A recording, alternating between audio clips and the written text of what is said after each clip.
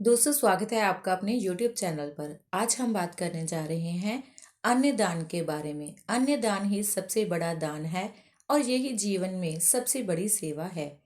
एक समय की बात है, एक गांव में एक अत्यंत धार्मिक और संतोषी स्वभाव के पंडित जी अपनी पत्नी के साथ रहते थे। उनकी आर्थिक स्थिति सामान्य थी। दोनों दंपति अपने गुजर बसर भिक्षा में मिले अन्न से करते थे।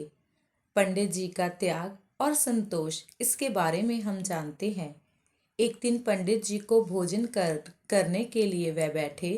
उनकी पत्नी ने थाली में थोड़ी सी दाल, चावल और 2 रोटियां परोसी।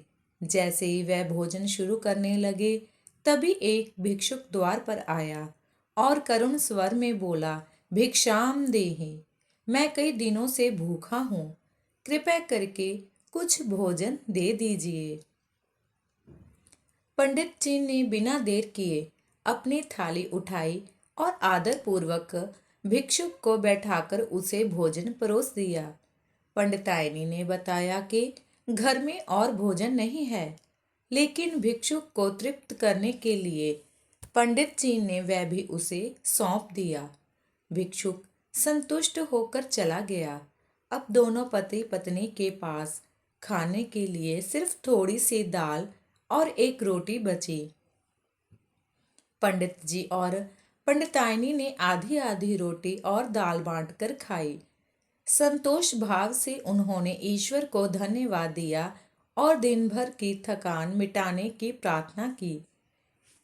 अब हम बात करेंगे नेवले का सोने जैसा शरीर। भोजन के बाद पंडित जी अपने हाथ धोने बाहर गए। जहां उन्होंने हाथ धोए, वहीं पास में एक नेवला बैठा था।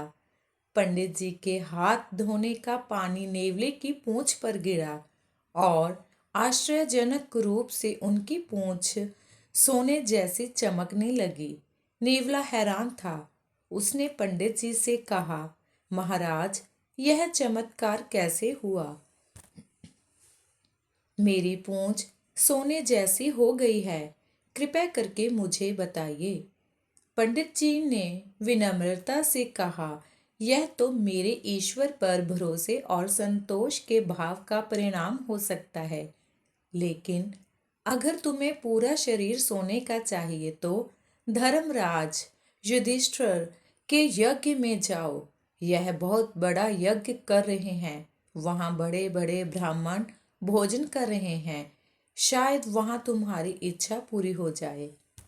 अब हम बात करेंगे धर्मराज युधिष्ठिर के यज्ञ के बारे में। नेवला धर्मराज युधिष्ठिर के यज्ञ में पहुंचा। वहां उसने देखा कि हजारों ब्राह्मण भोजन कर रहे हैं और दान ले रहे हैं। नेवला वहीं बैठा और ब्राह्मणों के हाथ धोने का पानी अपने ऊपर गिरने दिया, लेकिन उसका शरीर सोने का नहीं हुआ। यज्ञ के बाद जब सभा लगी तो धर्मराज युधिष्ठिर ने गर्व से कहा, आज तक इतना बड़ा यज्ञ और अन्य दान किसी ने नहीं किया। यह इतिहास में सबसे बड़ा यज्ञ है।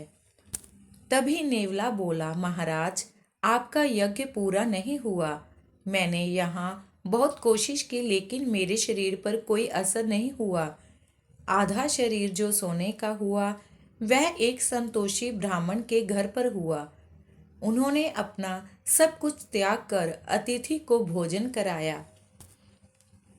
अब हम बात करेंगे भगवान श्री कृष्ण जी के सत्य के बारे में। यह सुनकर सभी चकित हो गए। अर्जुन ने श्री कृष्ण जी से पूछा, प्रभु, यह क्या सत्य है? श्री कृष्ण बोले, धर्मराज, आपका यज्ञ बहुत बड़ा है, लेकिन वह ब्राह्मण का त्याग इससे भी अधिक महान है। उसने अपने थाली का आखिरी अन्न भी एक भूखे को दे दिया।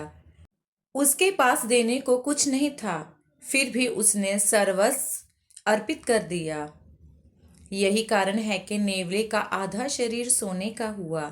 श्री कृष्ण जी ने यह भी बताया कि यज्ञ तब तक पूरा नहीं होता जब तक किसी भूखे को तृप्त न किया जाए। अब हम बात करेंगे अन्नदान की महिमा के बारे में। इसके बाद धर्मराज ने एक और भूखे महात्मा को खोजकर भोजन कराया। जब महात्मा ने हाथ धोए तो नेवले का पूरा शरीर सोने का हो गया। सभा में घंटा बजा और यज्ञ की पूर्णता की घोषणा हुई। श्री कृष्ण जी ने कहा, सच्चा यज्ञ वही है जो भूखे का पेट भरता है। अन्नदान सबसे बड़ा यज्ञ है। इसलिए जो भी पुण्य करना हो, पहले अन्नदान करो। यही सबसे बड़ी सेवा है। यह कहानी हमें त्याग, संतोष और सेवा का महत्व सिखाती है। दोस्तों, मुझे उम्मीद है कि आपको हमारी ये आज की कहानी अच्छी लगी होगी। वीडियो को लाइक करें। अगर आपने अभी तक चैनल को सब्सक्राइब नहीं किया, कृपया चैनल को सब्सक्राइब करें और अपने दोस्तों और रिश्तेदारों को शेयर करना ना भूलें।